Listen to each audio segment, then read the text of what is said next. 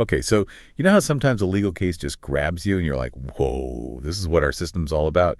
Well, today we're looking at one of those, one with some real fireworks potential. Some ex-Trump administration folks might be in some hot water. Yeah, there's definitely some heat around this situation with those Venezuelan immigrants being deported, and now it's like contempt of court charges are on the table. It's fascinating stuff. It really shows how even after you leave office, there can still be consequences. Yeah, for sure.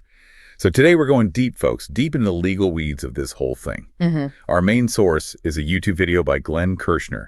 Next up for Trump officials, contempt of court. And our mission today is to cut through all the legal mumbo-jumbo and figure out what's really at stake, what actually happened, and what could happen next. Yeah. It's like your cheat sheet to understanding this whole mess. Right. And what makes this so interesting is that it's not just about some specific case, it's about the big ideas. Like, can courts actually enforce their own orders? And how much power does the president really have? Big constitutional stuff. Okay, so let's set the stage. First, we've got Judge James Boasberg, who's been right in the middle of all the legal fights about deporting these Venezuelan immigrants. And the big question is, did the Trump administration just ignore his orders to stop these deportations? Did they know those planes were supposed to turn around and just say, nah, we're good? See, Judge Boasberg got involved because the administration decided to pull out this thing called the Alien Enemies Act, which is a pretty old law that gives the president a lot of power during wartime or national emergencies to basically round up and deport alien enemies. Now, the legal arguments here are probably about whether they even had the right to use this law in this case and whether they followed the rules when they did it. And that leads us to an important piece of the puzzle from ABC News. They reported that almost 3 weeks after Trump invoked this Alien Enemies Act, over 200 people who the government said were migrant gang members were deported to El Salvador. The really big issue here is that there are allegations that these people were deported without any kind of real due process. Due process basically means that you have the right to a fair hearing in court, you have the right to know what you're being accused of, and the right to defend yourself. If that didn't happen here, well, that's a serious problem. And it sounds like this lack of due process is what got Judge Boasberg thinking about holding the Trump administration in contempt. ABC News said he was really trying to figure out if they did this on purpose, if they knew about his order from March 15th and just decided to ignore it. That March 15th order is really the key to everything. Apparently, it specifically said that they couldn't deport people using the Alien Enemies Act and that they had to bring back 2 planes full of these supposed Venezuelan gang members. So what Judge Boasberg wants to know is, did the administration know about this order and just decide, we're not going to do that? So ABC News also reported on a hearing where Judge Boasberg was asking a DOJ lawyer named Drew Ensign some tough questions. Like, how would they figure out who's responsible if you found them in contempt? Yeah. It seems like he was trying to draw a line and say, okay, who messed up here?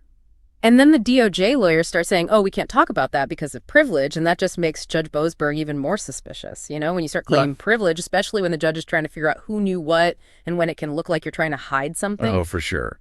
And the report said that Judge Boasberg was going to make a decision the next week, so he's definitely not messing around. And get this, he straight up told the lawyer, it looks pretty likely to me that the Trump administration didn't follow my order. Yeah. I mean, that's a pretty big statement for a judge to make. Yeah, it sounds like he's already thinking that the administration didn't do what they were supposed to. And then he starts asking even tougher questions, like, did you guys act in bad faith? Did you really think what you were doing was legal? He's not buying their excuses. And it's not just the administration's actions that Judge Boasberg is upset about. He even brought up how Trump and other people in the administration were publicly attacking him, saying he was on the side of gang members and trying to stop them from doing their jobs. That must have been intense. It definitely shows you how tricky things can get between the courts and the politicians. Judge Boasberg probably felt like he had to defend himself and the court from these attacks. He had to say, hey, I'm just doing my job here, trying to make sure everyone follows the law. Now we need to look at what Kyle Cheney reported for Politico. He gave us even more details about what was happening in Judge Boasberg's courtroom, and it really shows how carefully the judge was trying to get all the facts straight. Yeah. Cheney's reporting shows how Judge Boasberg started the hearing by laying out a bunch of undisputed facts that the DOJ lawyer agreed to. And these facts are really important because they go against what Trump and others were saying publicly. Right. So these undisputed facts said that Judge Boasberg's orders did not tell them to release any gang members. They did not stop them from arresting any gang members. And most importantly, they did not stop them from deporting gang members using other legal methods. They just couldn't use the Alien Enemies Act. And this is huge because Politico pointed out that this directly contradicts what Trump himself was saying about the judge's orders. It sets the record straight and shows that the administration's public statements were not accurate. It's pretty wild, right? The administration's own lawyers are in court saying things that totally go against what the president is telling everyone. And Politico also reported that Judge Boasberg kept asking who decided not to tell the pilots to turn the planes around.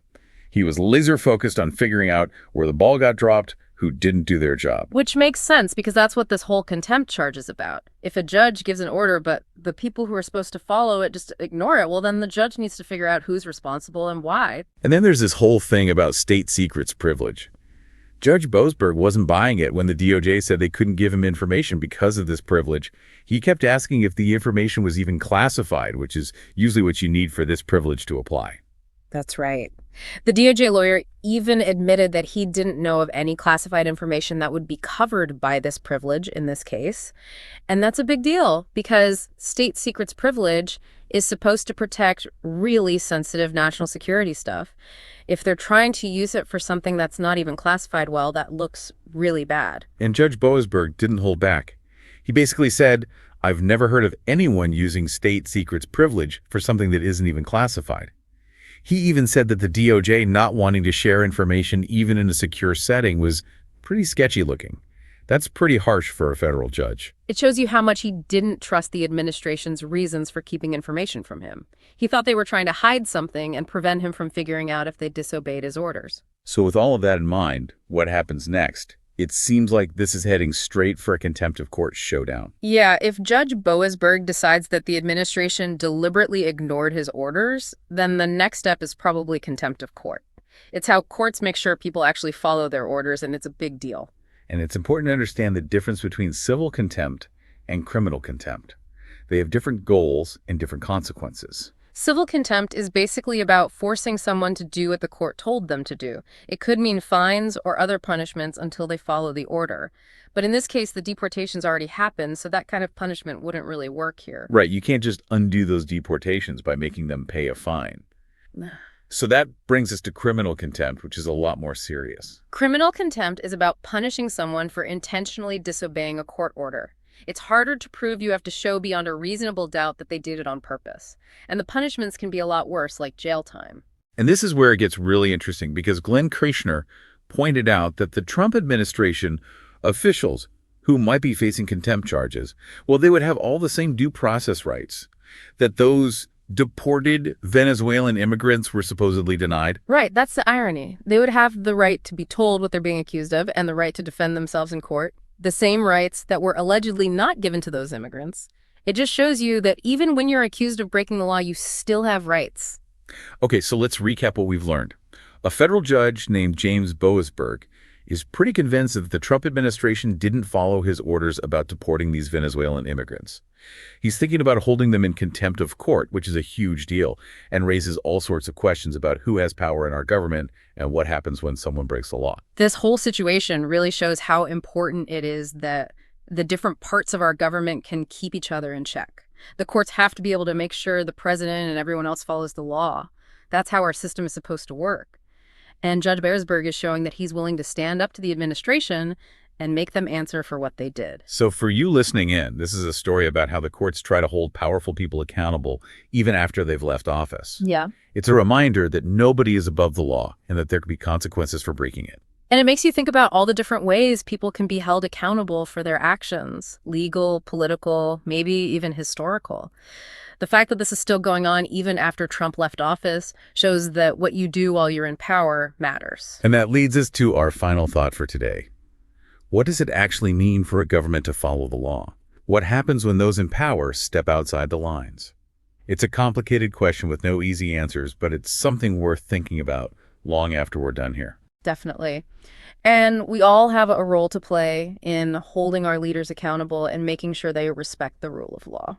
Absolutely. Thanks for joining us for this deep dive. We'll see you next time. See you then.